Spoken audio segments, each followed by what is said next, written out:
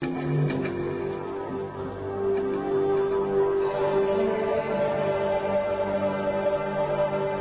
serious excavations began at the site, evidence has emerged of the largest city in ancient Macedonia.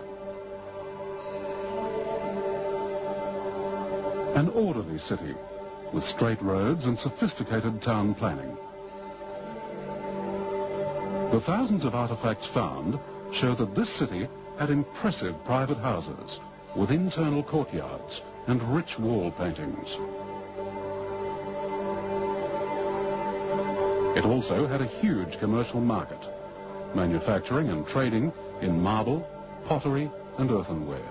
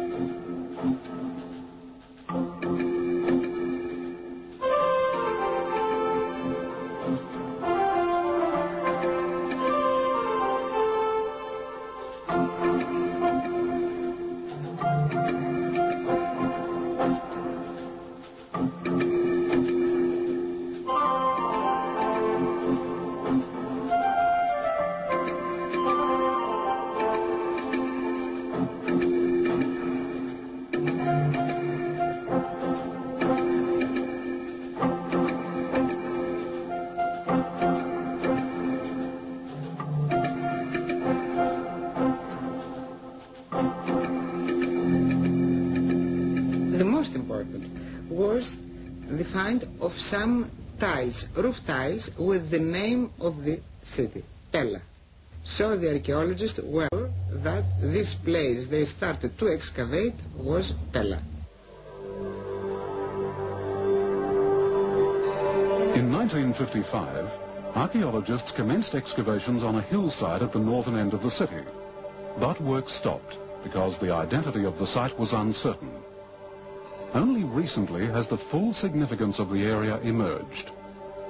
A thorough search revealed the remains of a lavish private house, covering an area of 60,000 square meters. This was the Royal Palace of Pella, where Alexander the Great was born in the year 355 BC.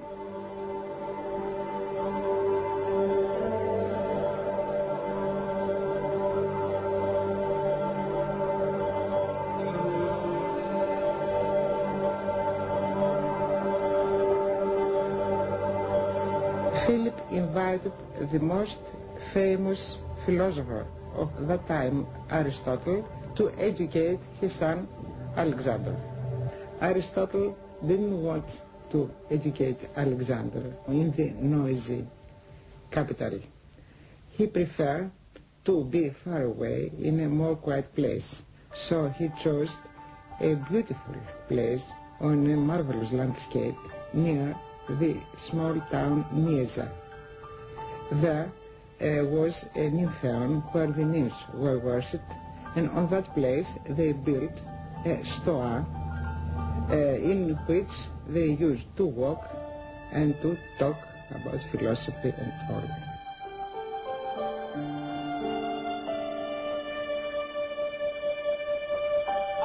Alexander not only received from his master his ethical and political doctrines, but also participated in those secret and more profound teachings which philosophers do not impart to many.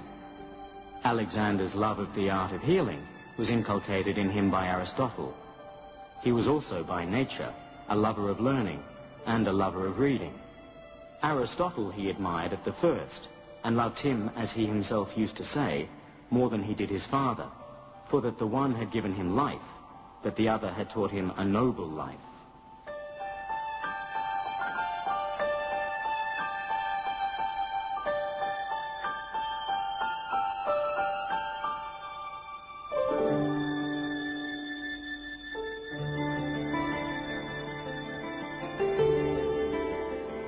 The history of ancient Pella spans more than 3 centuries. The ongoing research and restoration work is therefore an enormous task.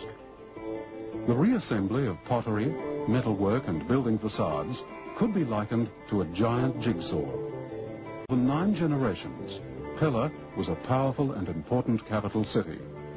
Historians still have much to do as they piece together its story.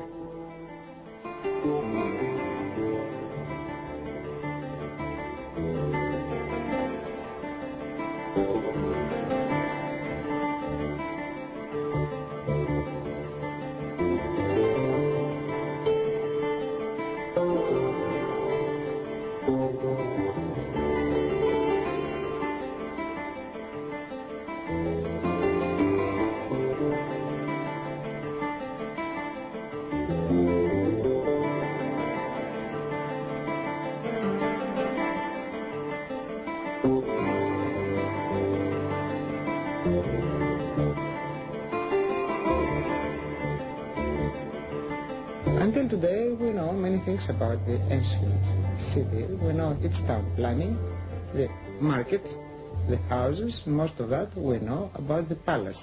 But there is many things to do to complete the image of the whole city, to find the shrines and the temples and the famous temples. We know that there were famous temples here in the capital, to find other public buildings, to find the borders of the city, because this city was enormous and we are not quite sure where it stopped, to find the harbor, and the most important thing, to be sure about the chronology of all these things we find.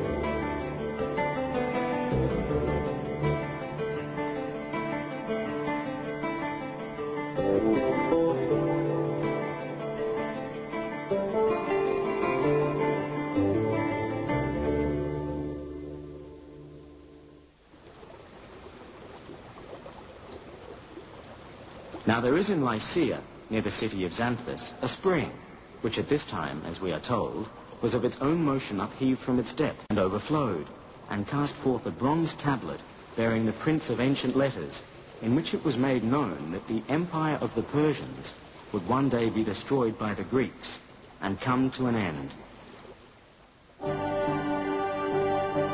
Alexander started his campaign here from Pella, preparing the campaign of Greeks to Asia against Persians.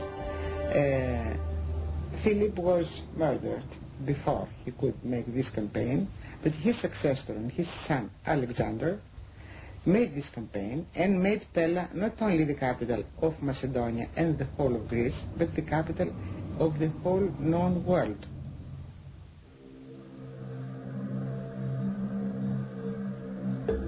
Ancient Dion is set at the foot of Mount Olympus, birthplace of all the Greek deities. Dion was also the most sacred place for the Macedonians, who would gather there to honor and offer sacrifice to the Olympian Zeus. Settlement of the region dates back to 1000 BC. There is even evidence of prehistoric occupation.